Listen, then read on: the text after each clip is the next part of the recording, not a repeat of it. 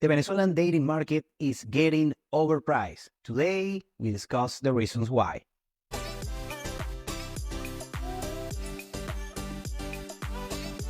Welcome to Venezuelan Insider, the only place in Venezuela for expats, digital nomads, entrepreneurs, investors, travelers, and related internationals. For more information, venezuelainsider.com. When I say the dating market in Venezuela is getting overpriced, this is not compared to the rest of the world.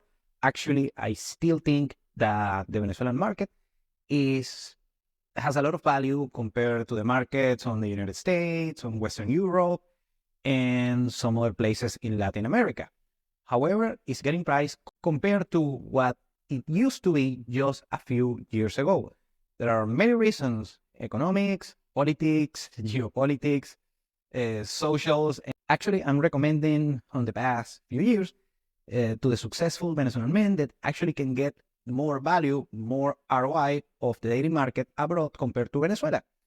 However, the market in Venezuela is still rich, still has a lot of value, because the thing is that the Venezuelan relatively successful men, they still have a handful of options for them that still is not worth the while in order to leave the country dating, so they do it here. Some men are doing it and are getting good results on Europe, but it's for different reasons, and other places in Latin America, actually.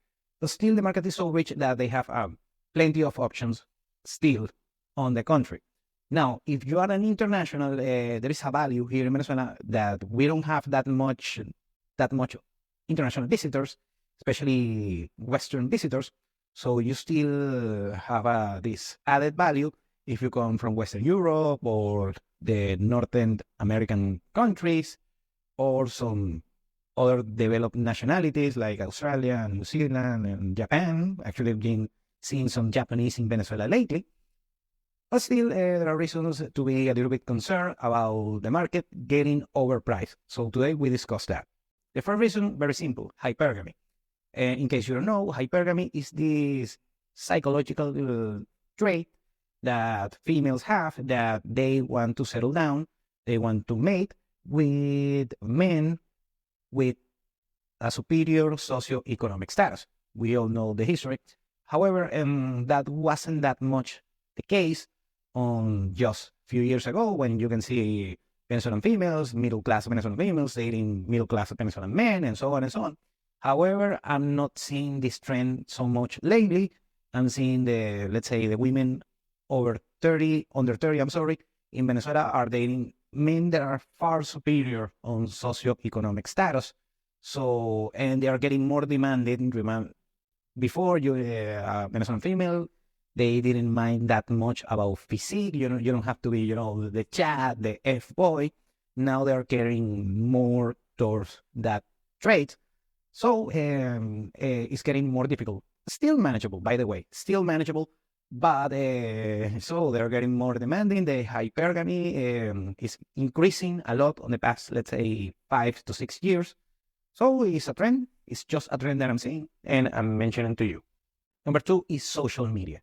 In Venezuela, social media is actually a big deal because we don't have too much local content creation regarding, the traditional media. And social media is very popular in Venezuela, especially Instagram. And remember, Instagram is like cocaine for females. Actually, there are some studies that reveal that on the brain of a female, when they are using Instagram and, scrolling on the app, they are having the same response on their brain as males with pornography. So, interesting trait. Well, Venezuelan females are addicted to social media, especially the ones under 30, and they're getting a lot of attention, a lot of message, and this is something that is artificially increasing the demands of the Venezuelan females, especially the younger ones, because they get a like on a picture, on an emoji or something like that, they think that they are more valuable. So that's female nature. What you can do about it? Well, that is a fact that actually is increasing the price of dating in Venezuela. Number 3 is local economics. And this is particular, remember, economics and dating are very correlated.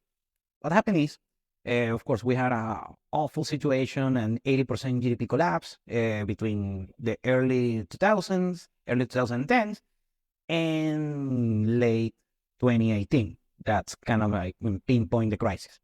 Very good. After that, what happened is everyone was, having a awful time until 2018, and after that, a handful of people have been increasing their standards of living compared to 2018. Just a handful of people, because before that it was everyone except for of course the people of the government. Very good. Well, what is going on right now is that that handful of people actually, remember, most people in Venezuela are very impoverished, except a middle class of around 10% of people, and after that you have a fraction of a percent that most of them are rich because the Venezuelan oligarchs, the rich kids that inherit the assets from their parents and grandparents that made money in the 70s and the 80s. That was where making money in Venezuela was easy, and the Venezuelan job page. Very good. And also a handful of self-made men. That is a very tiny fraction amongst the Venezuelan successful people, and some white-collar professionals like lawyers and accountants and doctors and dentists and so on. So what is going on right now is just these women, what are they doing? I'm talking the women under 30, 35, something on that order. The single ones, of course, they are just going towards that particular niche of the Venezuelan society. So that is getting expensive because you have, on one side, you have most Venezuela very impoverished. But on the other side, you see these people, and it goes with the previous fact, the social media thing. You see these people having very good standards of living, traveling to the nice places here in Venezuela, to Los Roques, Canaima, the Humboldt Hotel, made a couple of videos about it, and so on. And they strive for this particular lifestyle that just a handful of Venezuelans can actually afford. And those are the successful men that are dating the females. Most of them is a Pareto principle. Not all, but most of these females are dating a fraction of Venezuelan men, and that kind of goes. Now, as an international, you can have the same success. However, you have to do the particular investing and the particular strategies in order to put yourself in that position. Number 4 is worldwide economics. Right now, we went just on a few decades ago from having, this economy where if you go to school and get a good job or start a traditional business, you can make a good income for yourself. However, right now what we have is the haves and the have-nots, or as Andrew Tate says, the have-jats and have-not-jats, something on that order.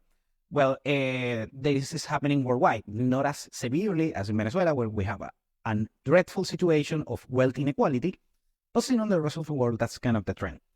And also combined with social media, women, you see a lot of, meet women, 6 and 7s, on yachts, on private planes, going to Dubai and Mykonos and Tulum and so on and so on.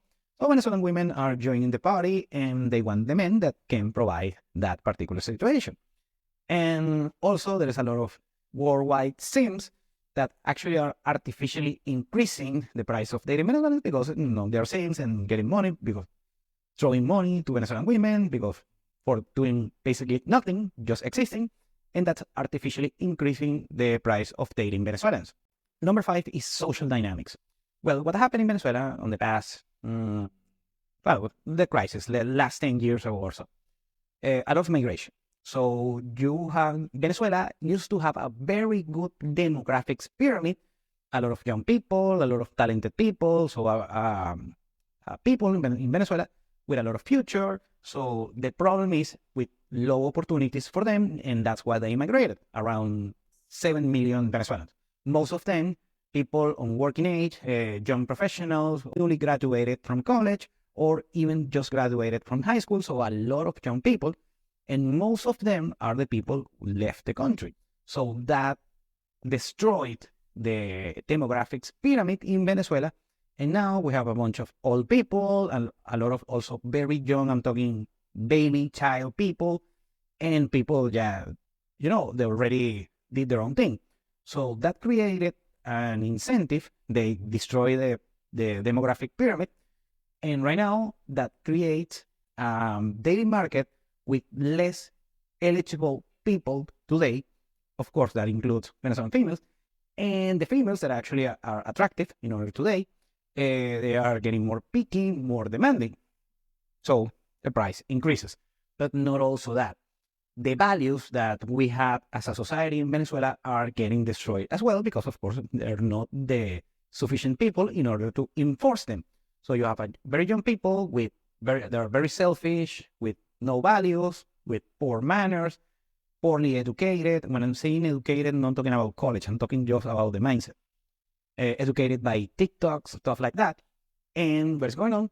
They are becoming more materialistic and less incentivized to contribute to the culture. So they just want, the hot dude, the hot man that looks like a superstar, or the F-boy, or just the rich, wealthy guy, or date the both at the same time, stuff like that. And also creates the incentive in order to just, it's getting more demanding, so the market is getting more expensive. Less eligible people today increases the price, supply and demand. Number 6 are Venezuelan Sims. Something that is disturbing for me is that I thought the Venezuelan men were, studs, and they were, very good with female, and actually they are. However, something that I have to say is they are becoming Sims. And actually they have been Sims throughout my whole life, and I'm just figuring it out. Here's what happens. Venezuelan men, I have to say, are very slick, and they know how to, approach a female, and so they are not shy, anything like that. So they know how to manage women on the short term, and here's the key. On the long term, they're Sims, and I cannot say otherwise. So many men I'm seeing, especially the younger ones, are becoming more Sim. And when you have a lot of Sims in a society, that artificially increase the price of dating, because you have men rewarding females for doing nothing. And that's basically the definition of being Sim. And what happens is, yet again, that also artificially increases the price of dating in Venezuela. So shame on you, Venezuelan Sims. And lastly, number 7 is the popularity of Venezuelan females. Worldwide, already the word is on the street that females, Venezuelan females with the beauty pageants and so on and social media are getting increasingly popular. Just a few years ago, it wasn't as much known, the Venezuelan female beauty, compared to other countries like Ukraine or Colombia or Brazil or similar places, and also Scandinavian females. Well, right now, Venezuelan females are on demand. And what is going on is you have a lot of Sims abroad combined to Sims on the country, combined to social media, combined now with OnlyFans and seeking arrangements and stuff like that. And so they're getting very popular. The demand is increasing.